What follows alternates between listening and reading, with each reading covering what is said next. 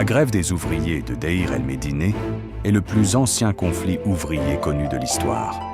Cette grève se produisit en l'an 29 du règne de Ramsès III, aux environs de 1166 à Deir el-Médineh, près de Thèbes, en Égypte.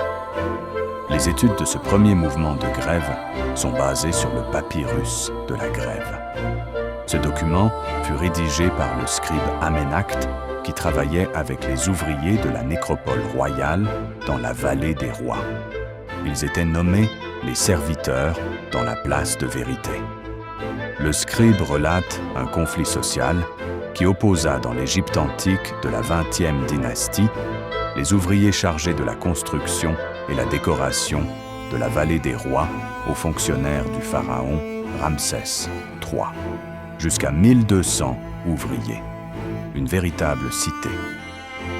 Ce papyrus est aujourd'hui conservé au musée de Turin avec le papyrus judiciaire. Les ravitaillements qui constituent les salaires tardent à être distribués par les fonctionnaires royaux. En plus de ces retards, les ouvriers se plaignent aussi de la mauvaise qualité des rations alimentaires.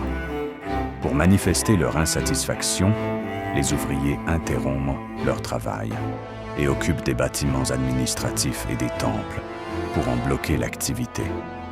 Les autorités menacent de réprimer la grève. Amenakht écrit « Si nous en sommes arrivés à ce point, c'est à cause de la faim et de la soif. Il n'y a plus de vêtements, ni d'onguents, ni de poissons, ni de légumes.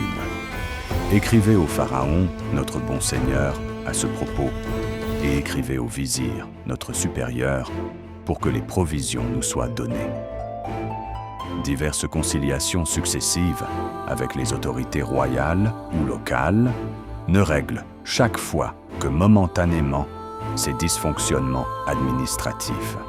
Les ouvriers reprennent leur grève à plusieurs reprises. Ils menacent aussi de révéler les malversations de certains fonctionnaires avec le ravitaillement.